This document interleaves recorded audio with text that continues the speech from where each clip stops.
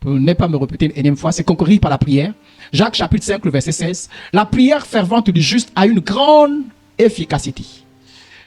La prière est la voie par excellence, la conquête. C'est une opportunité que Dieu nous a donnée afin de participer à influencer le ciel et la terre. C'est une Matthieu chapitre 18, le verset 18. Il est écrit, je vous le dis en vérité, tout ce que vous lierez sur la terre sera lié dans le ciel. Et tout ce que vous délierez sur la terre sera délié dans le ciel. Amen, amen. Voilà, ça dit que nous sommes sur la terre. Tout ce qu'on lit sur la terre, on est sur la terre. Je lis sur la terre, ça dit que la terre, il y a un effet dans le ciel. C'est Jésus qui parle. C'est Jésus qui a fait cette déclaration et Jésus ne peut pas mentir. Il a dit, ce que je lis sur la terre est automatiquement lié dans le ciel. Ce que je délie sur la terre est automatiquement délié dans le ciel. Ça veut dire que l'histoire, c'est que Moïse reçoit quelque chose de la part de Dieu. Il reçoit une instruction. Et cette instruction est la suivante. Dieu dit à Moïse, lui, de se rendre sur la montagne. Et sur la montagne, il ne se rend pas seul, il se rend avec Aaron et Hur. Donc, sous la montagne, il y a une guerre entre Amalek et les soldats d'Israël. Lorsque Moïse lève les mains, ceux-là, Israël est le dessus sur Amalek. Je ne sais pas si on a compris. C'est toujours les mêmes soldats, hein, les mêmes personnes. Lorsque Moïse lève les mains, ceux-là, ils ont le dessus. Lorsque Moïse baisse les mains, ceux-là n'ont pas le dessus. Je ne sais pas si on a compris. Ceux qui combattent, c'est ceux qui sont ici. Mais la victoire est déterminée par ce qui se passe au-dessus de la montagne. En fait, c'est un peu l'image de la prière par rapport à notre quotidien de tous les jours.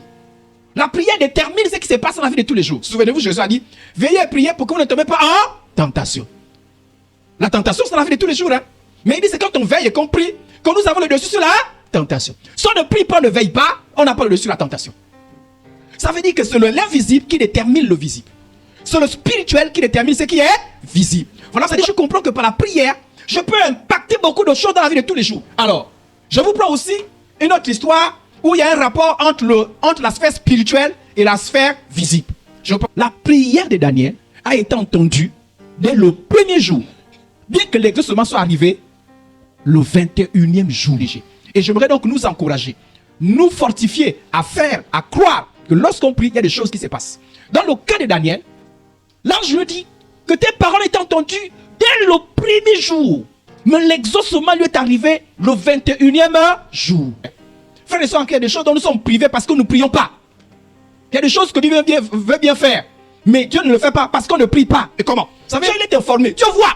Pourquoi a-t-il besoin que quelqu'un puisse prier? Frères et sœurs, en Christ, il y a des choses que Dieu a besoin que l'on prie. Il y a des choses qu'il a établies comme ça. Ça Dieu ne prie pas, il ne fait pas. C'est le principe de Dieu. Il y a des choses comme ça. Il y a des choses que Dieu fait, que nous prions pas, Dieu le fait. Mais il y a d'autres choses qu'il veut bien faire dès l'instant où nous mettons à prier. Frères et sœurs en Christ, lorsque tu as un besoin particulier, quand tu pries, ne t'arrête pas. Ne vous arrêtez pas de prier tant que vous n'avez pas eu l'exaucement. C'est ça la prière. La prière, c'est que je prie tant que je n'ai pas l'exaucement. Sauf si Dieu me dit arrête. Sauf si Dieu me dit ce n'est pas la peine parce que ça là, je ne vais pas te donner, je vais te donner autre chose. Sauf si une orientation différente, une orientation particulière de Dieu. Mais sans orientation particulière de Dieu, quand je prie, je persévère. Parce que je ne connais pas ce qui se passe dans le ciel. Je persévère. Il y a des choses que l'on obtient en fonction de la persévérance. Mais beaucoup de chrétiens se découragent. Le plan avec Dieu, c'est qu'il n'a pas dit combien de temps dure la persévérance. Chez certains, c'est une semaine. Chez d'autres, c'est 1 mois. Chez d'autres, c'est 2 ans. On ne connaît pas. Dieu te dit, c'est mal. Ce qui est arrivé dans la vie de Job n'est pas arrivé par hasard. Ça dit que ce n'est pas la terre qui a décidé des choses qui sont arrivées à Job. C'est dans le ciel que les choses sont arrivées à Job ont été décidées. Donc lorsque nous prions, nous rentrons aussi dans la décision sur le plan spirituel. Et nous agissons. Si on ne prie pas, nous subissons les choses du ciel. C'est dans le ciel. Qu'est-ce qui s'est passé dans le ciel? Il y a Job, Satan a accusé Job. Que Job, en fait, est hypocrite. En fait, il est intéressé. Job n'est pas vrai.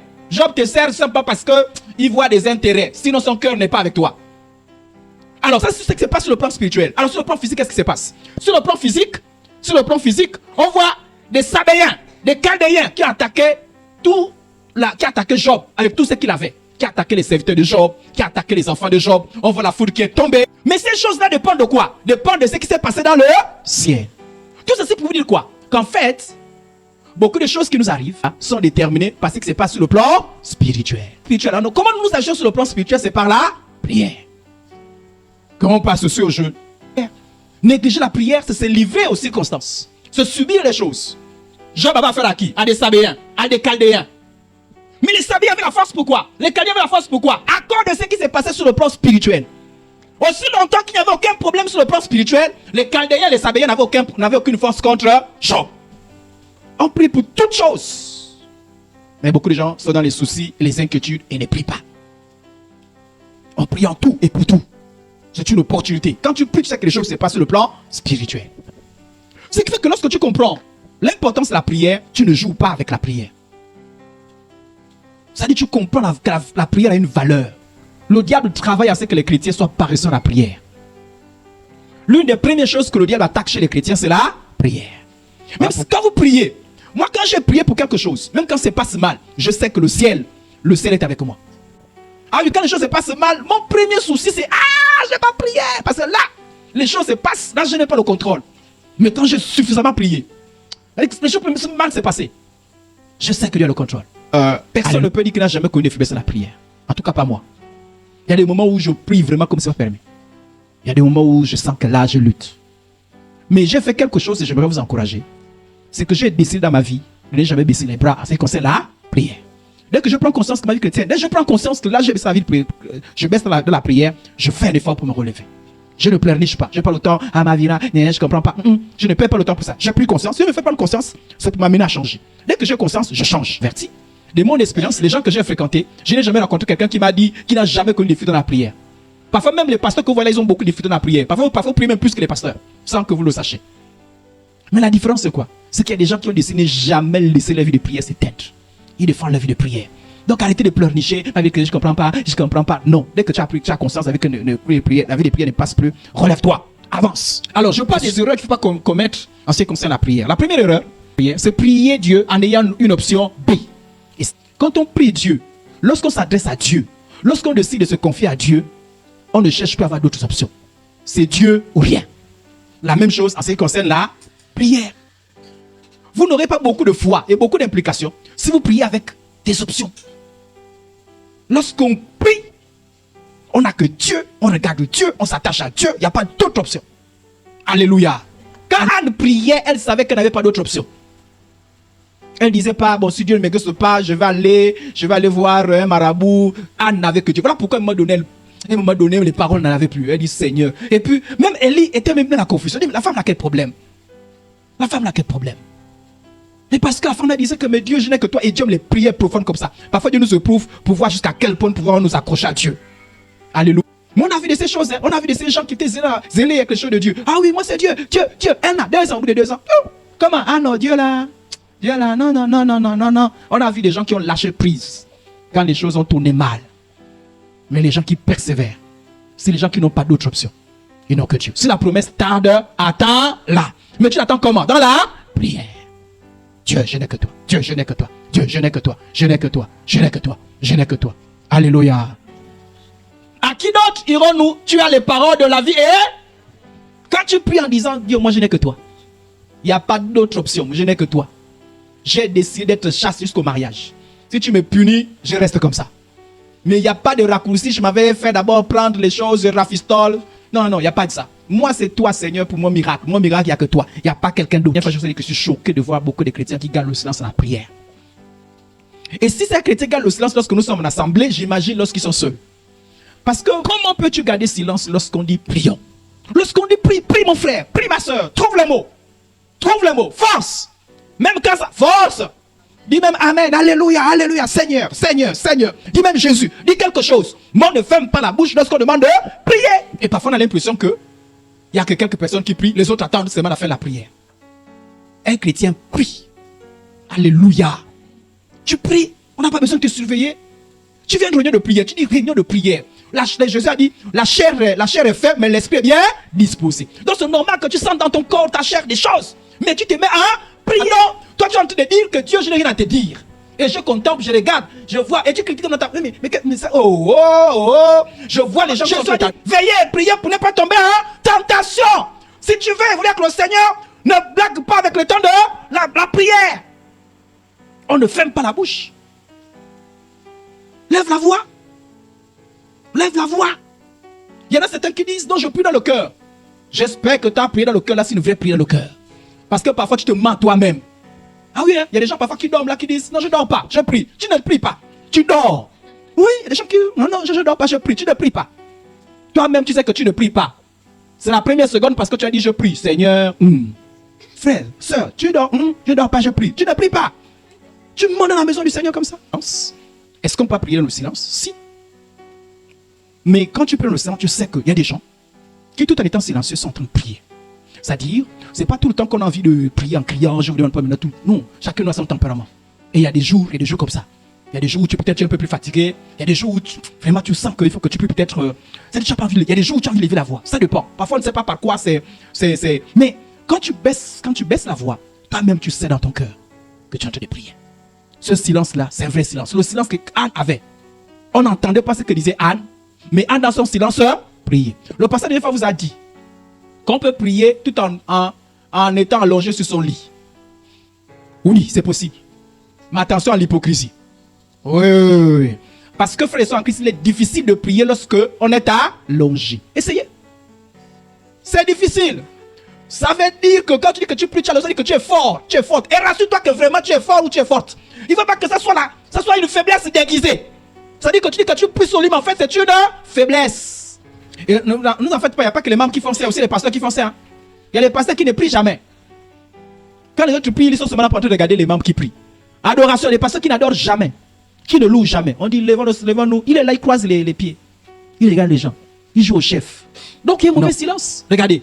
Jésus a dit à Pierre, Pierre, vous n'avez pas donc pu veiller 1 heure avec moi. Jésus amène les gens. Voilà pourquoi, frères et sœurs en Christ, je vous demande de faire attention. Jésus les amène pour dire, Jésus ne prend pas tout le monde. Jésus prend une poignée. Et Jésus leur dit, allons-y à la prière. Jésus ne les a pas dit allons-nous nous balader. Allons-nous à la prière. Quand ils arrivent à la prière, Jésus commence à prier, eux, ils dorment. Frères et sœurs en Christ, attention au rendez-vous qu'on fait avec Dieu. Et quand on arrive, on ne s'exécute plus par rapport à l'objectif qu'on a fixé avec Dieu. Prier, il était question qu'eux viennent pour la prière. Pendant que Jésus prie, eux ils jouent au paresseux. Prière, ne laisse pas, ne remets pas ta vie de prière entre les mains de quelqu'un. Non. Tu ne grandiras pas.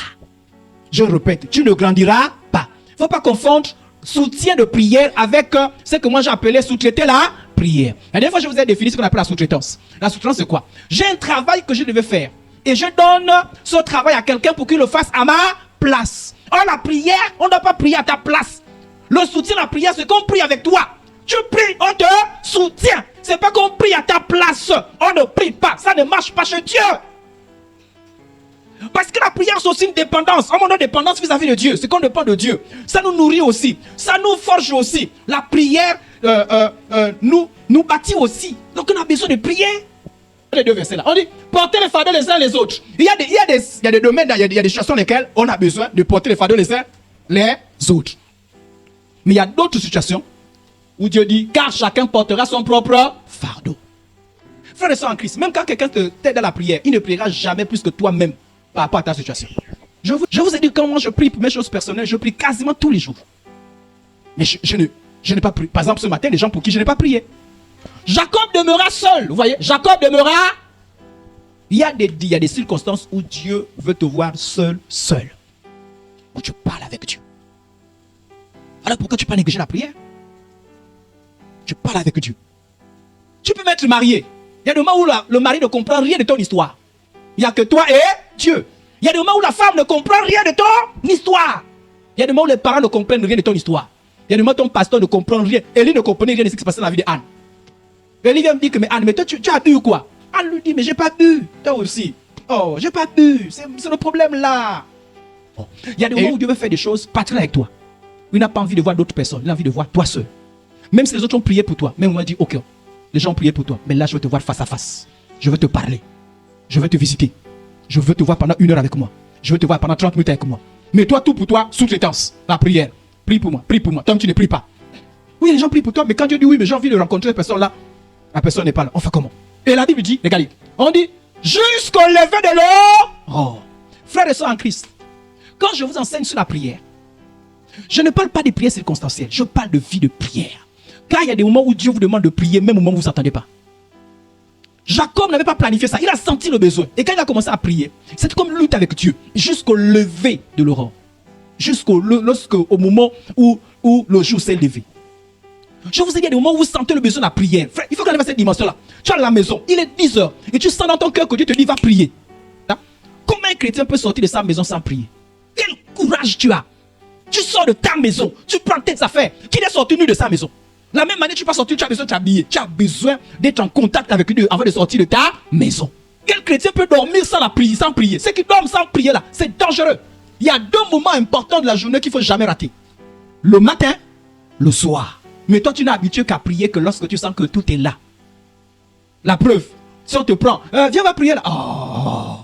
Toi, pour jeûner, il faut qu'on t'avertisse 2 semaines avant de jeûner. Toi, pour prier, il faut qu'on t'avertisse 3 semaines pour dire qu'on aura un temps spécial de prière. Non, mais prière.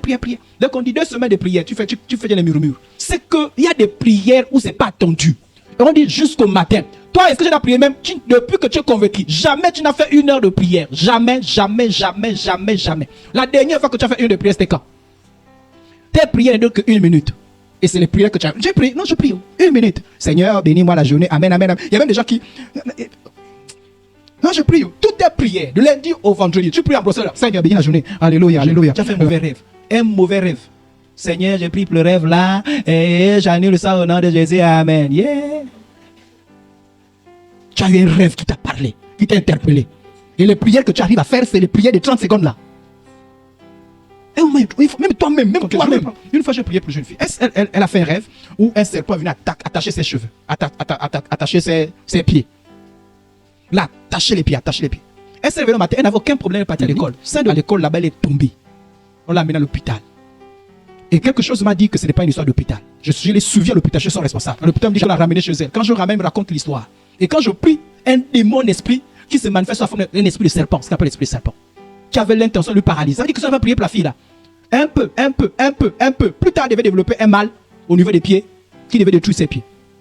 Il y a beaucoup de problèmes qui arrivent par faute de négligence.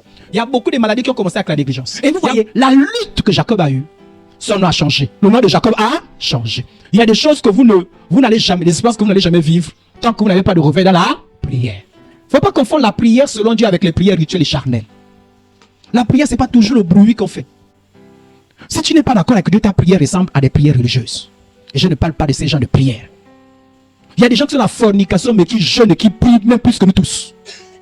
Mais cette prière est vaine. C'est mal, il faut arriver à la prière. Habituez-nous à la prière. Si ce sont des occasions de prière. Et nous la prière. Alléluia. Alléluia. Alléluia. Alléluia. Alléluia. Alléluia. Oh, alléluia. Alléluia. Alléluia. Alléluia. Je l'ai intitulé « Sanctifiez-vous ».